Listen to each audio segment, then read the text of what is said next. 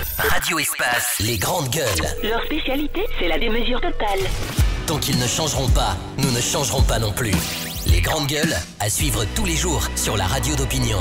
Radio Espace. Bonjour. Bienvenue chez les GG sur Radio Espace. Merci de répondre à notre invitation. Vous avez accueilli donc un certain nombre de leaders, en tête Monsieur Sidia Touré. Donc c'est votre siège qui a accueilli cette réunion de concertation, où on va dire de réflexion sur un projet apprenant de nouvelles forces politiques au sein de l'opposition guinéenne.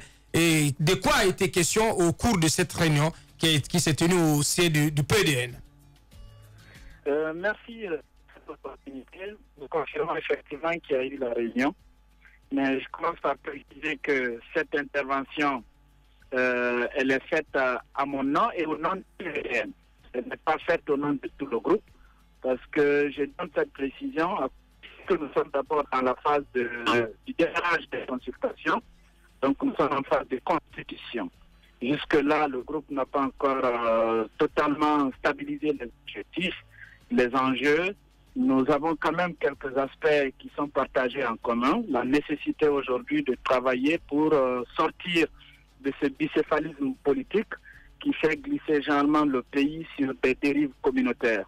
Sur ce point, il y a vraiment une avancée en termes de consensus là-dessus. Il y a également la nécessité, au regard de tout ce processus de désinstitutionnalisation qui est mis en route par le gouvernement actuel, il y a une nécessité de mettre les forces en commun pour essayer de défendre quelques acquis démocratiques, mais surtout défendre la constitution guinéenne. N'oubliez pas aussi que nous sommes à la veille du seuil de déclenchement de l'alternance démocratique. Donc le combat ne demande pas aujourd'hui beaucoup d'efforts physiques, mais ça demande beaucoup plus d'efforts mentaux. C'est-à-dire c'est le temps de la réflexion et de faire travailler véritablement l'esprit pour mobiliser des solutions afin de réussir positivement l'alternance tant souhaitée par les Guinéens. François Bournou, en direct ce matin chez les grandes gueules. Allez-y, mon cher Tamba. On va peut-être y aller à toutes ces considérations qui, d'après vous, vous conduisent à constituer ce bloc-là. Mais dites-nous sérieusement, monsieur Bournou, est-ce que ce n'est pas un bloc contre Cellou Dalein Diallo, une opposition opposée pour parler en ces termes? Non, on n'est pas contre, sincèrement. On n'est pas contre. Nous apprécions le combat les uns et les autres.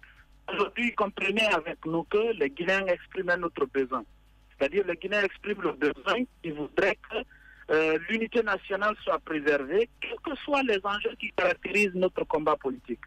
Sur ce plan, il y a lieu que les acteurs qui peuvent mener ces combats sans glisser dans les considérations communautaires pour tirer le pays un peu plus haut. Donc, ça paraît clair. Vous estimez qu'il faut faire mieux que l'UFDG avec M. Cellou Dalein Diallo qui s'enferme dans des considérations communautaires. Donc, c'est une autre alternative que vous proposez, autre que communautaire portée par Cellou Dalein Diallo. Qui n'est pas entouré que de partis donc à caractère peul quand même, Cellou Dalein Diallo. Non. Moi je ne l'ai pas dit. Je ne veux pas aussi que vous me faites dire cela. Comprenez une chose, que nous sommes des formations politiques, nous produisons un bien politique. Ce bien, nous le mettrons sur le marché. Il appartiendra aux Guinéens d'apprécier ce bien et de chercher à le consommer massivement. Ouais. Donc maintenant, il appartient aux uns et aux autres de voir qui se reconnaît dans ça et qui ne se reconnaît pas dans ça. Ouais. L'unité d'action. On verra bien. On vous attend au Carrefour, hein. Franchement. Bien sûr, on vous attend au Carrefour. C'est pourquoi je vous pose cette question, Bruno. Quelle est, selon vous, l'espérance de vie de ce nouveau bloc? Et est-ce qu'il va fonctionner comme les autres blocs ont fonctionné par le passé? C'est-à-dire autour d'un chef, autour d'un leader. On sait que dans ce bloc, le parti qui pèse en fonction des résultats des précédentes élections, c'est l'UFR. Oui. Est-ce que vous allez être une sorte de constellation autour du noyau? D'appendice. Non. Là-dessus, c'est très important d'apporter une précision catégorielle. C'est-à-dire, il est hors de question que ce bloc tourne autour d'une personne. Il n'y a pas de leadership autour de laquelle, c'est-à-dire individuel, autour duquel le mouvement tournera. Ouais. Donc, à vous entendre ce matin, c'est un regroupement de forces. Oui. C'est un regroupement de forces qui est en phase de constitution. Ouais. Le moment venu, vous serez mieux édifiés sur les contours, les modalités de gestion et le contexte organisationnel qui va conduire la dynamique qui va être mise en route. Donc, en clair, François... C'est un mouvement construit autour de quelqu'un. Bah, écoutez, tout reste à croire, hein, parce que de toute façon, on est habitué à vous entendre ce matin. C'est comme si c'est un bloc participatif, on peut se permettre de dire ainsi, François Bourreau. Parce que vous dites qu'il n'y a pas de leadership. Ben oui. La mine est intéressante parfois, mon grand frère. C'est effectivement un bloc participatif parce que nous souhaitons aujourd'hui la participation de beaucoup de partis politiques. Hier, il y avait une dizaine. Mais aujourd'hui, je peux vous dire qu'il y a beaucoup de partis qui sont, depuis qu'ils ont vu les images d'hier, qui ont sollicité appartenir à ce bloc. Parce que c'est des mouvements aussi politiques qui n'avaient plus de mots à dire.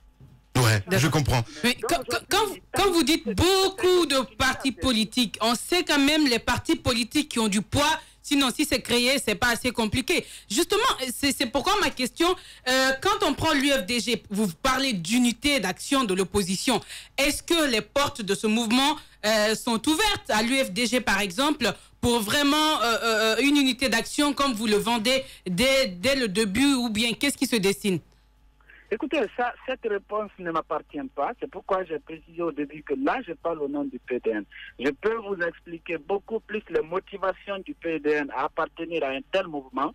Mais le moment venu, les concertations vont évoluer. On saura quels sont les critères à respecter pour appartenir au groupe.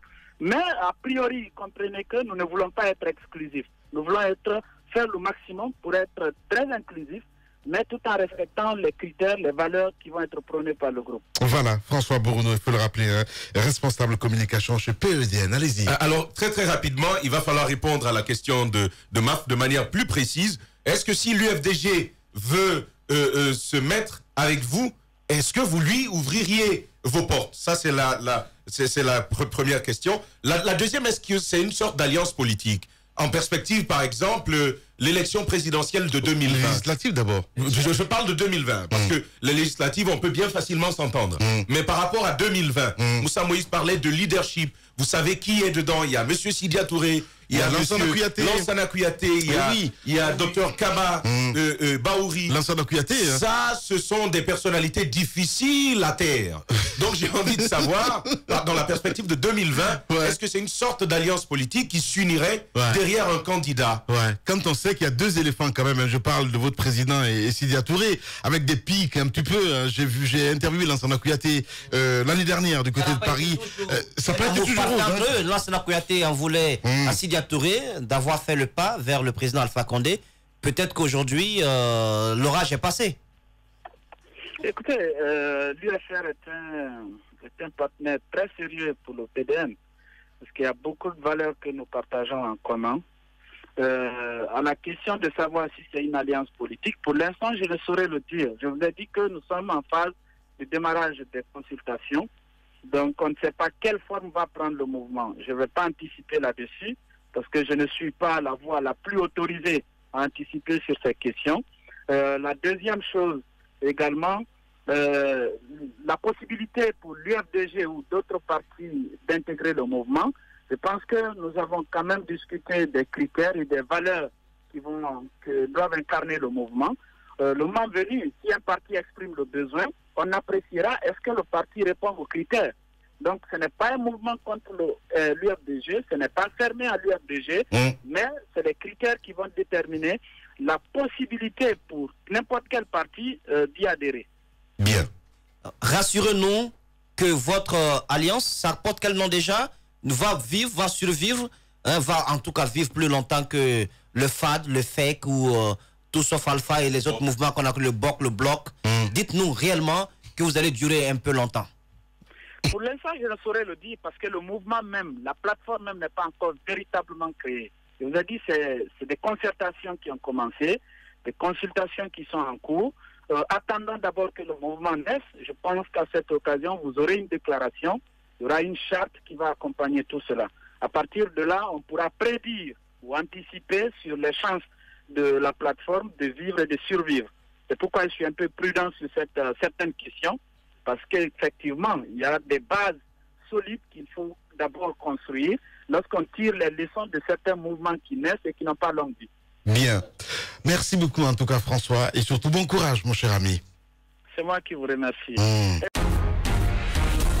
Véritable success story de la radio Espace Guinée, les grandes gueules, détentrices des meilleurs scores radio en Guinée, de la meilleure émission talk show, a donné le créneau horaire du départ au bureau et du retour à la maison, récoltant depuis des années consécutives le titre d'émission la plus écoutée en Guinée, toutes catégories confondues.